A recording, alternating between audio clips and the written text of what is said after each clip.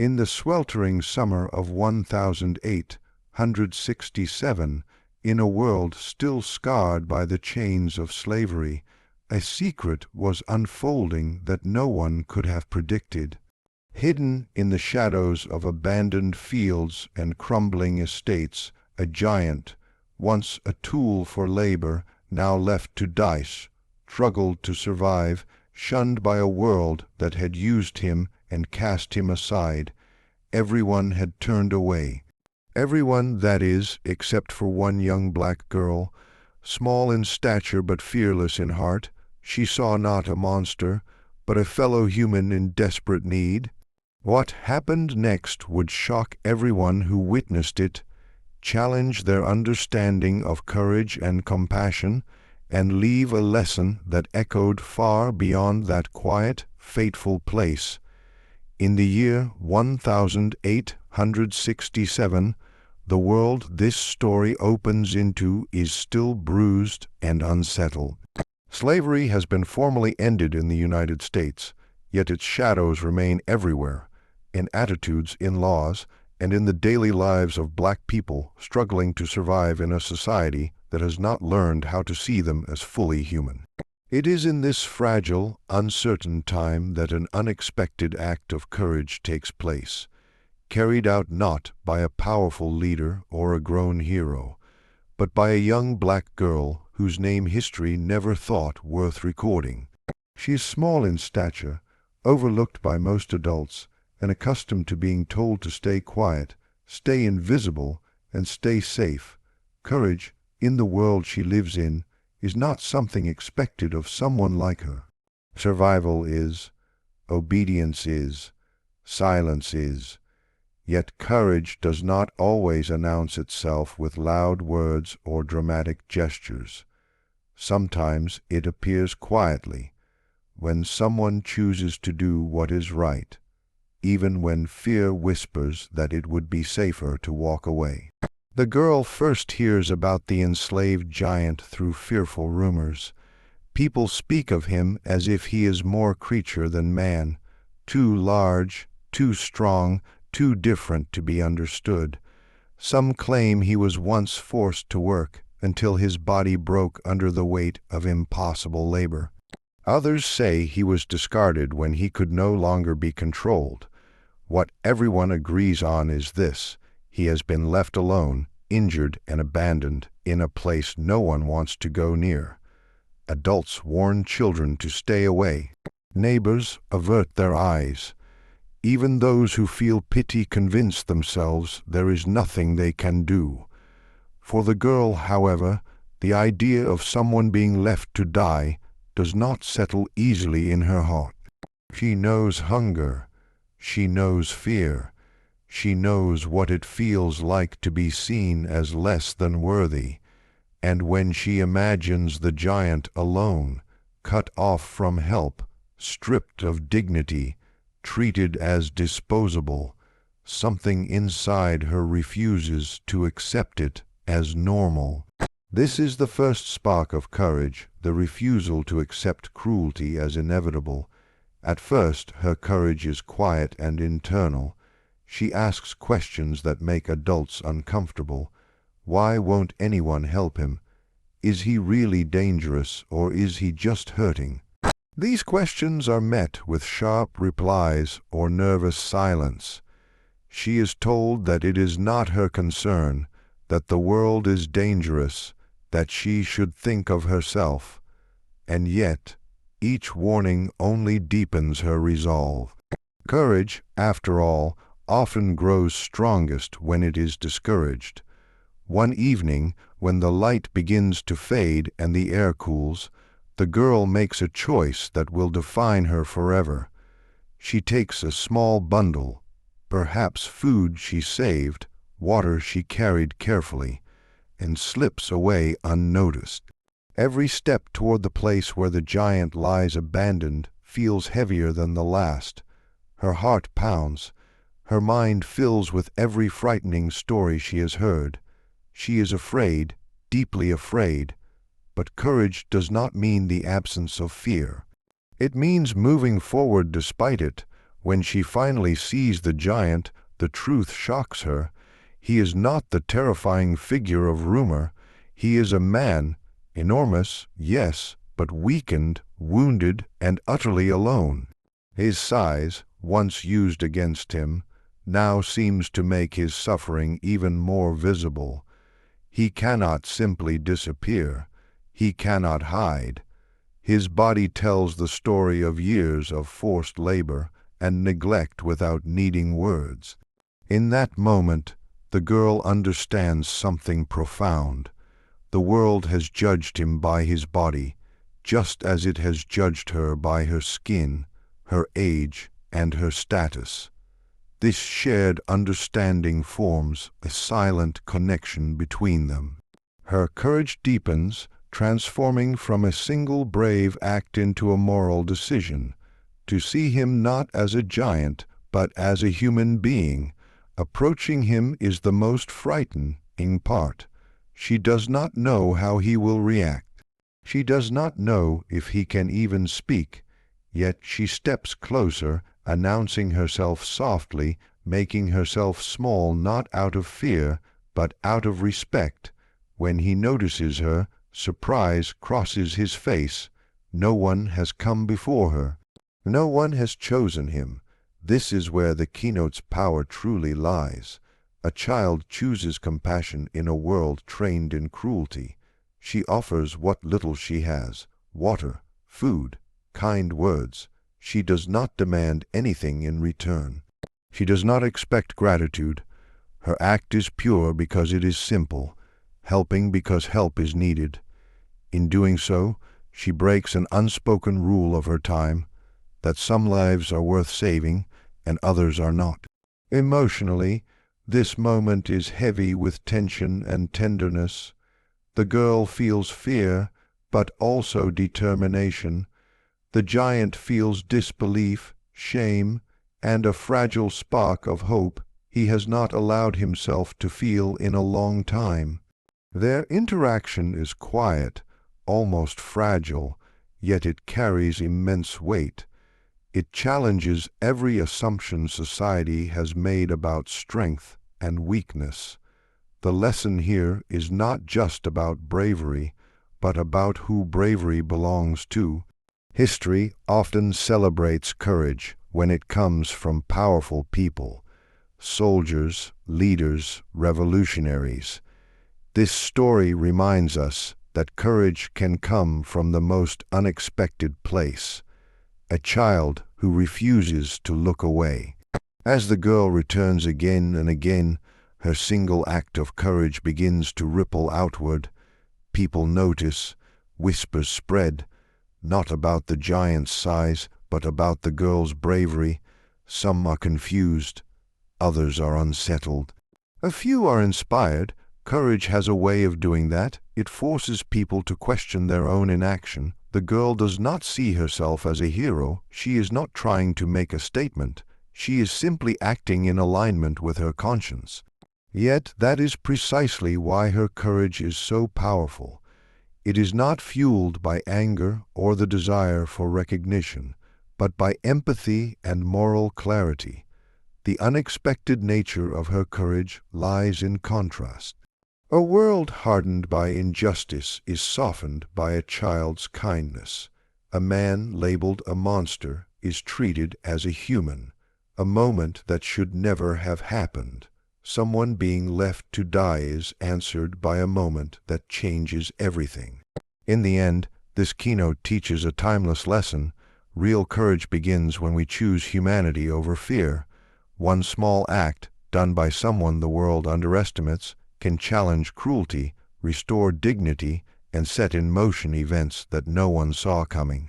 In 1867, when the wounds of slavery were still open, a young black girl showed that healing does not always begin with laws or speeches, but with a brave heart willing to step forward when everyone else steps back. The world of 1867 is not gentle, especially for those who have already suffered too much. Although slavery has officially ended, cruelty has not disappeared with it. It has merely changed its shape. Old habits linger. Old beliefs remain powerful. Many people still measure human worth by strength, usefulness, skin color, or obedience. In such a world, compassion is rare, and when it appears, it feels almost out of place, like a fragile light flickering in heavy darkness. This keynote centers on that fragile light. The enslaved giant, once valued only for his physical strength, has been cast aside when his body could no longer serve others' needs. He is not given rest, care, or dignity. He is abandoned as though his life no longer matters. Around him, people justify their indifference in quiet ways. Some say they are powerless. Some say it is too dangerous to get involved. Others convince themselves that suffering is simply how the world works. Cruelty in this story is not always loud or violent. Often it is silent. It is the cruelty of turning away. Neighbors pass by without stopping. Adults lower their eyes. Even those who feel pity choose comfort over action. This is how cruelty survives, not only through harm but through neglect. When no one steps forward, suffering becomes invisible and injustice feels normal. Against this cold backdrop stands the young black girl. Her compassion does not come from education or privilege. It comes from lived experience. She understands what it means to be ignored, to be underestimated, to be treated as though your pain is inconvenient. Because of this, she recognizes the giant's suffering immediately, not as something distant, but as something familiar. Compassion begins with seeing. Where others see danger or inconvenience, she sees a person. Where others see a problem they do not want to deal with, she sees someone in need. This ability to truly see another human being is what separates compassion from pity. Pity looks down from a distance. Compassion steps closer. When the girl brings food and water, the act itself is simple. But in that time and place it is radical. She is not supposed to care. She is not expected to help. Society has quietly taught her that some lives are not worth risking anything for. Yet her heart rejects this lesson.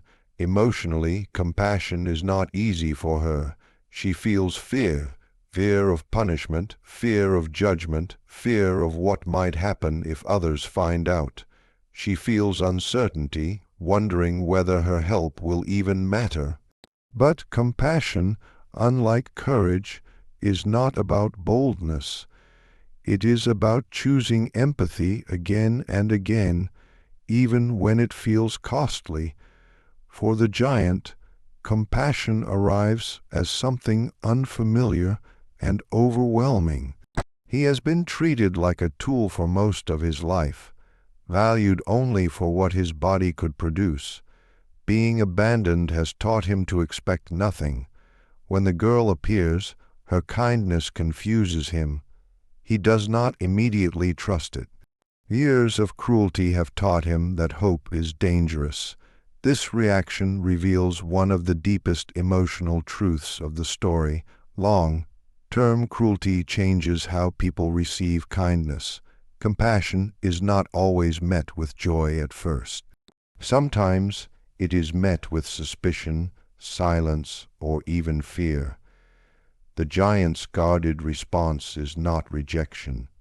It is survival. Yet the girl does not withdraw her compassion just because it is not instantly returned. She does not demand gratitude or proof of change. She continues to come back. This persistence is crucial. True compassion is not a single act, it is a commitment. As days pass, her small acts begin to restore something the world tried to erase, the giant's sense of being human. Each visit reminds him that he still matters to someone, that his life has value beyond strength or usefulness. Slowly, the weight of abandonment begins to lift, not physically, but emotionally. At the same time, the girl's compassion begins to challenge the cruelty around her. People notice. They cannot ignore the contrast anymore. Her actions raise uncomfortable questions. If a child can care, why can't we? If she can risk kindness, what does our silence say about us? This is one of the most powerful lessons of the keynote. Compassion exposes cruelty without needing to confront it directly. The girl does not argue with anyone, she does not accuse, she simply acts. And in doing so, she holds up a mirror to society's indifference. Cruelty thrives when it is unchallenged. Compassion disrupts it. Emotionally, the story balances heaviness with hope. There is sorrow in seeing how deeply the giant has been hurt, not just physically, but in spirit. There is anger in recognizing how easily people justified leaving him behind. But there is also warmth in witnessing how compassion, even from one small person, can begin to undo great harm. Importantly, this keynote teaches that compassion does not require power. The girl has no authority, no wealth, no protection. What she has is a heart unwilling to harden. This challenges the common belief that only strong or influential people can create change. In reality, compassion often starts with those who have very little, except empathy. Another key lesson lies in the risk of compassion. In a cruel world, caring can be dangerous. It can make you a target. It can isolate you. The girl knows this, even if she cannot fully articulate it. Still, she chooses compassion over safety. This choice does not make her reckless. It makes her human. The giant, too, learns a lesson through her compassion, that cruelty does not define the whole world. Even after everything he has endured, kindness still exists. This realization does not erase his pain, but it gives him strength to endure and, eventually, to respond in ways that will surprise everyone. By placing compassion at the center of this keynote, the story reminds the audience that history is not only shaped by laws and wars, but by quiet moral choices. In times of cruelty, compassion is an act of resistance. It says, "I refuse to become what this world is trying to make me." In the end, compassion in a cruel world teaches a timeless truth. Systems may be unjust, societies may fail, and people may look away, but a single compassionate heart can still push back against the darkness. It may begin small, almost unnoticed, but its impact can be profound, restoring dignity where it was denied and humanity where it was forgotten. This keynote prepares the ground for what comes next, showing that before the shocking events unfold, before the world is forced to pay attention, everything begins with one simple, powerful choice: to care when it would be easier not to. In a world shaped by fear, difference often becomes a barrier. People learn to mistrust what they do not understand, to avoid what looks unfamiliar, and to protect themselves by keeping distance. In 1867, these instincts are especially strong. Society is deeply divided, and survival often depends on staying within invisible boundaries of race, status, and power.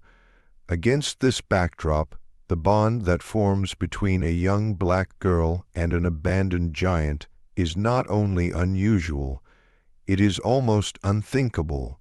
At first, there is no bond at all, only distance.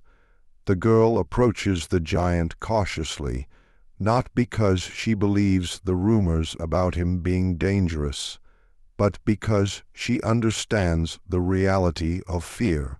She knows how fear works. She has lived under it her whole life. Fear teaches people to strike first, to withdraw, or to hide. It convinces them that separation is safer than connection. As she stands before the giant, she feels that fear in her own body, her racing heart, her careful steps, her quiet voice. The giant, too, is afraid.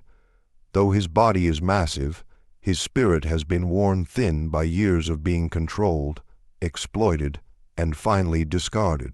His size has never protected him. Instead, it has made him a target.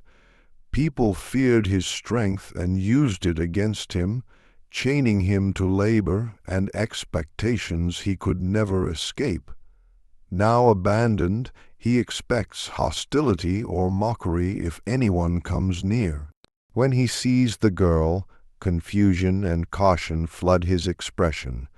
He cannot understand why someone so small would come so close. This shared fear, so different in form, yet similar in feeling, is where their bond begins. Neither speaks much at first. Words feel risky.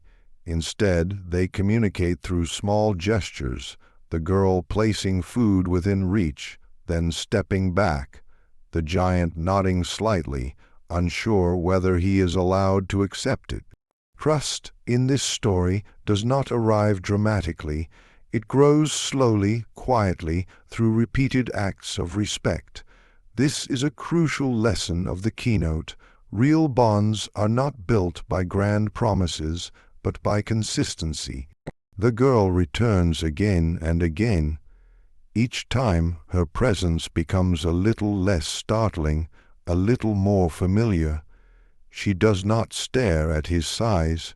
She does not ask invasive questions. She treats him as someone who deserves patience. Over time, the giant begins to relax, not fully, not quickly, but enough to believe that her kindness is not a trick. Emotionally, these moments are tender and powerful. The girl feels a growing sense of responsibility, not forced, but chosen. She begins to care deeply about the giant's well-being, not as a task, but as a connection. She listens when he speaks, even when his words are slow or uncertain. She learns that his silence often carries more meaning than speech. For the giant, this bond awakens feelings he thought were long gone. He begins to remember what it feels like to be seen as a person rather than a tool. The girl does not fear his size, she looks past it. And in doing so, she gives him something he has never truly had: acceptance without condition. Their bond challenges every assumption society has made about strength and weakness. On the surface, the giant appears powerful, while the girl seems vulnerable. Yet, emotionally, the roles are reversed. It is her steadiness, her empathy, and her moral clarity that provide strength. It is his pain, his isolation, and his uncertainty that reveal vulnerability. This reversal carries an important lesson. True strength is not physical. It is relational. Strength is the ability to care, to connect, and to protect others without domination. As their bond deepens, fear slowly loses its hold. The girl no longer approaches with hesitation. The giant no longer expects abandonment. They begin to understand one another in ways words cannot fully capture. Their connection becomes a quiet refuge from a hostile world, a place where neither is judged by appearances. This bond does not erase the dangers around them. People still whisper, some are suspicious, others are disturbed by what they see. A child and a giant, connected by trust, disrupt the social order. Their relationship defies the idea that people must stay in their assigned places. Emotionally, the girl begins to mature through this bond. She learns patience, responsibility, and the weight of caring for another life. She realizes that compassion sometimes requires endurance, that staying present is harder than acting once and walking away. This understanding deepens her character and prepares her for challenges ahead. The giant, meanwhile, begins to rediscover his own humanity. He starts to speak more openly, sharing fragments of his past. not in graphic detail, but in quiet truths. He learns that his story matters to someone. This realization gives him dignity, something no one else has offered him freely. One of the most powerful aspects of this keynote is how the bond reshapes both lives without trying to change them. The girl does not try to fix the giant. The giant does not try to dominate or protect the girl. Their bond is equal, rooted in mutual respect. This equality is radical in a time defined by hierarchy and control. The audience is meant to feel both warmth and tension here. Warmth, because the bond is genuine and healing. Tension, because such bonds are rarely allowed to exist unchallenged in cruel systems. The world around them does not understand connection that crosses boundaries. And what society does not understand, it often tries to break. This keynote teaches another essential lesson. Fear shrinks when met with familiarity. The more the girl and the giant know each other, the less power fear holds. This applies not only to them, but to anyone who witnesses their bond. Those who observe from a distance begin to question their own assumptions. If a child can stand without fear, what does that say about the stories they have believed? Ultimately, a bond beyond fear and size is about the courage to connect. It shows that meaningful relationships are not formed by similarity, but by shared humanity. The girl and the giant have little in common on the surface, age, size, experience, but they share something deeper, the need to be seen, valued, and remembered. By the end of this keynote, the bond between them has become unbreakable, not because it is loud or dramatic, but because it is rooted in trust earned over time. This bond will soon be tested by events that no one expects. But whatever comes next, one truth is clear: fear no longer defines their relationship. In a divided world, their bond stands as quiet proof that connection is possible, even across the widest gaps. And sometimes, it is that very connection that prepares the way for moments that will shock everyone. Every powerful story builds toward a moment that changes everything, a turning point where quiet actions collide with public reality. In this story, that moment does not arrive with noise or force. It arrives through revelation. What shocks everyone is not violence, but truth. Truth made visible in a world that has tried hard not to see it. By the time this moment comes, the bond between the young black girl and the abandoned giant has already grown strong. Their connection has been built patiently, day by day, through trust and care. Yet most of the community remains unaware or willfully ignorant of what has been happening just beyond their attention. People have continued their lives, comforted by the belief that the giant is no longer their problem. That belief is about to be shattered. The shock begins quietly, almost accidentally. Someone notices the girl walking with unusual confidence toward the place everyone avoids. Another person follows at a distance, driven by curiosity or suspicion. Soon a few more gather not to help, but to watch. What they expect to see is danger, foolishness, or proof that their fears were justified. What they see instead unsettles them deeply. They witness the giant not as a monster, not as a threat, but as a man responding to kindness. They see him careful, restrained, and deeply aware of the small girl beside him. His movements are gentle. His attention is focused on her safety, not his own power. The image contradicts everything they have believed. The real shock is not the giant's presence. It is his humanity. For years, people have used fear as an excuse: fear of his size, fear of what they did not understand, fear of responsibility. now that fear is exposed as hollow. A child has done what grown adults refused to do. She has crossed the line they would not cross, and in doing so, she has revealed their failure. Emotionally, this moment is charged with discomfort and awe. The girl feels the weight of many eyes on her for the first time. Until now, her compassion has been private, almost hidden. Suddenly, it is public. She does not feel pride. She feels vulnerability, but she stands her ground, not with defiance, but with calm certainty. Her posture alone asks a question no one can answer. If I am not afraid, why are you? The giant, too, feels exposed. Being seen has always brought him pain. Visibility once meant control, punishment, or exploitation. Now he stands in the open again, unsure whether history is about to repeat itself. Yet something is different this time. He is not alone. This is where the moment truly shocks everyone. The giant chooses restraint, dignity, and protection. Instead of reacting with fear or aggression, he remains steady. Instead of asserting power, he demonstrates self-control. Instead of shrinking away, he allows himself to be seen as he is wounded, human, and worthy of care.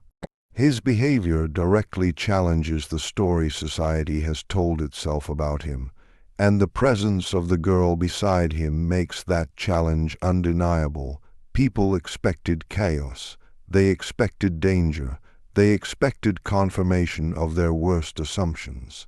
What they get is a mirror reflecting their own cruelty and neglect. The shock ripples through the crowd, not as excitement, but as silence, the kind of silence that follows when excuses collapse.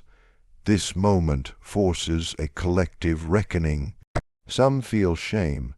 They remember how easily they turned away, how quickly they convinced themselves that doing nothing was acceptable.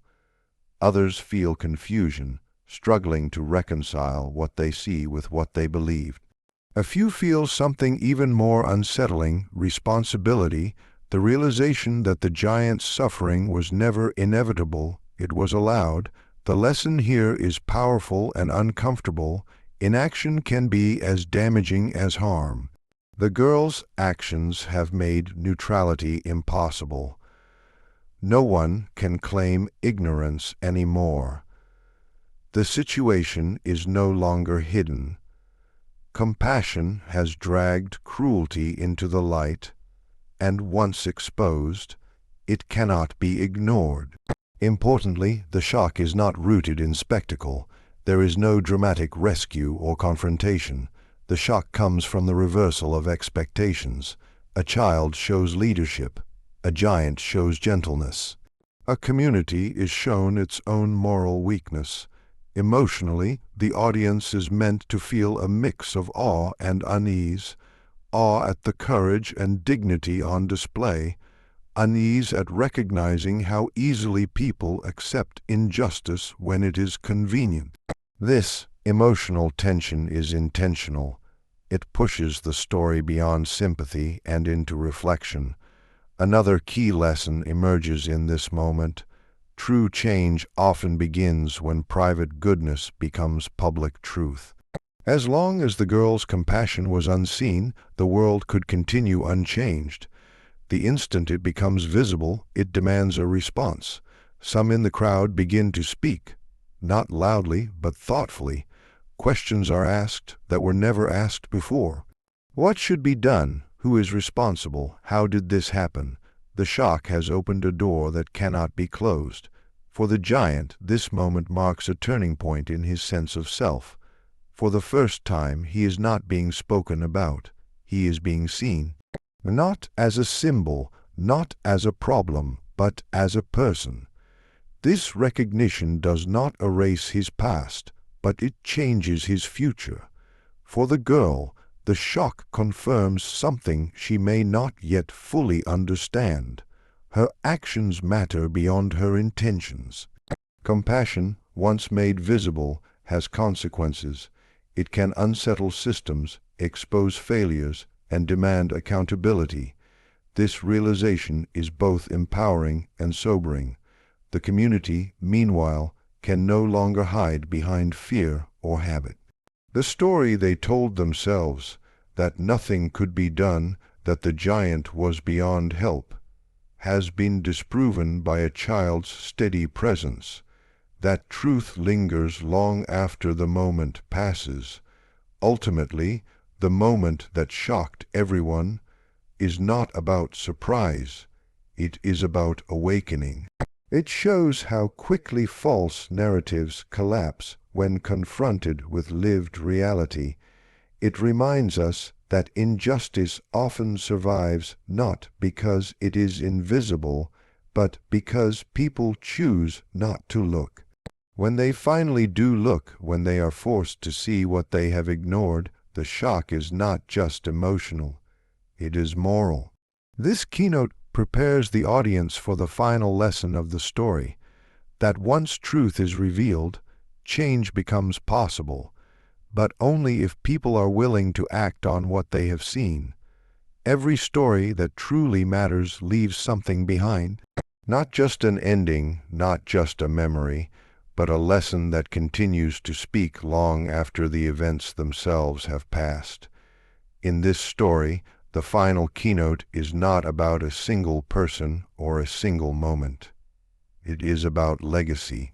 What happened between a young black girl and an abandoned giant in 1867 becomes more than an act of kindness or a shocking revelation. It becomes a lesson that echoes through time, challenging how we understand courage, humanity, and responsibility.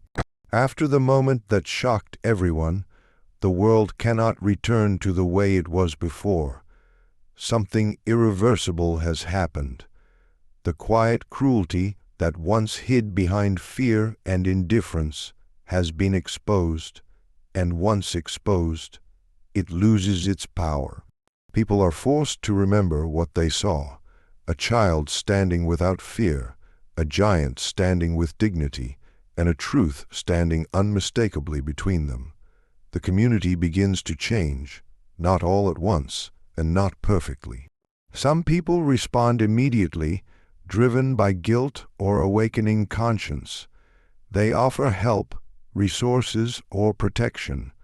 Others resist the lesson, clinging to old beliefs because admitting they were wrong feels too costly.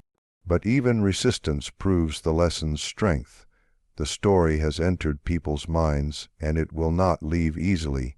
It unsettles conversations, changes how children ask questions, and lingers in moments of silence.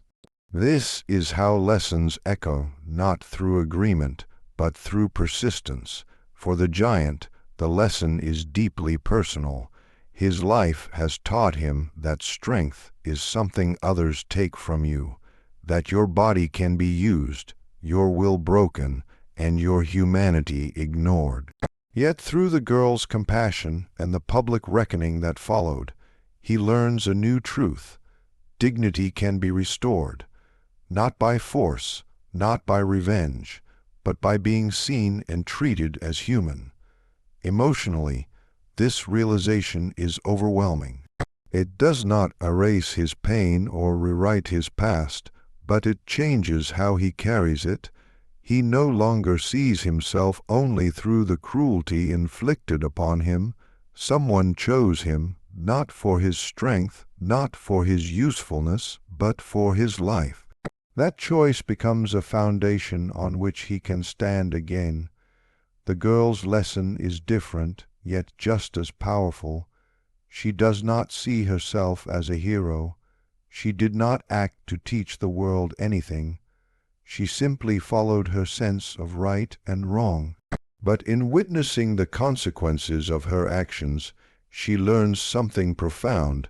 Small choices can have large ripples. Compassion is not weak. Kindness is not invisible. Even when done quietly, it has the power to reshape how others think and act. Emotionally, she carries both pride and weight. Pride, not in herself, but in what is possible. Weight in understanding that doing the right thing can place responsibility on your shoulders. She has learned early that morality is not passive. It asks something of you. Sometimes it asks you to stand alone until others find the courage to stand with you. For the community, the lesson is uncomfortable but necessary. They must confront the truth that the giant's suffering did not happen in isolation. It happened within a system that allowed people to look away. The lesson they inherit is not just about one abandoned man, but about the cost of indifference.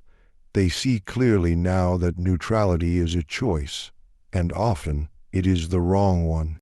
Some will pass this lesson on consciously, telling the story to their children and grandchildren. Others will carry it unconsciously, feeling a quiet unease whenever they encounter suffering again.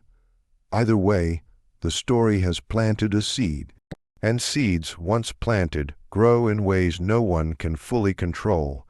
The most important lesson that echoes through history is this: human worth does not come from power, size, age, or usefulness. It comes from being human. This truth seems simple, yet history repeatedly forgets it.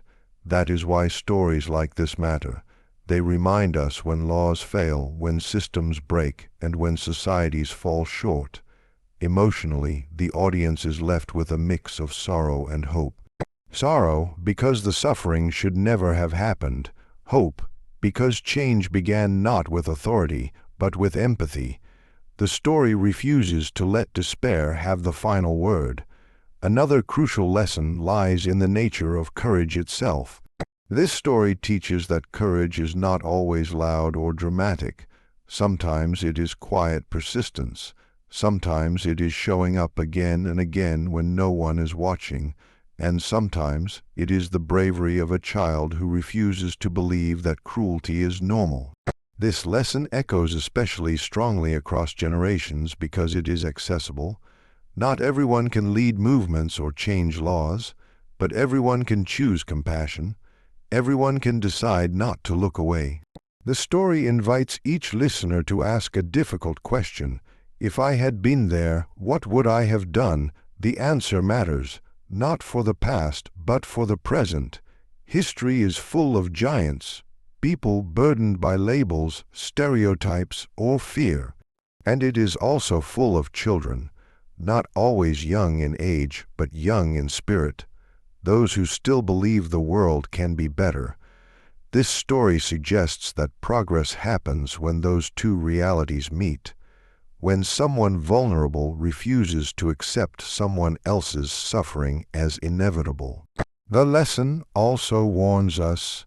It shows how easily cruelty can become ordinary when no one challenges it.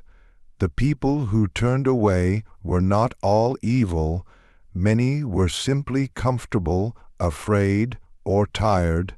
That realization is unsettling because it means the same conditions can exist anywhere, at any time. That is why the lesson must echo. It echoes in moments when someone is excluded. It echoes when fear is used to justify silence. It echoes when a single person wonders whether their actions matter. This story answers that question clearly. Yes, they do. In the end, what happened in 1867 becomes more than a historical moment. It becomes a moral reminder passed from one generation to the next, a reminder that humanity survives not because cruelty disappears, but because compassion refuses to. The girl and the giant may fade into history, their names forgotten, but the lesson they created remains alive. It lives wherever someone chooses empathy over fear, action over indifference, and humanity over habit. And that is why this keynote does not truly end. It continues, quietly, persistently, echoing through history, waiting for the next person brave enough to listen. As the days passed in 1867, the abandoned giant who had once been feared and forsaken began to rediscover something he had long thought lost, his humanity. It was not through grand gestures or heroic battles, but through the quiet, steadfast courage of a young black girl who refused to look away. She brought food, water, and above all, compassion, showing him that even in a world hardened by cruelty, kindness could still exist.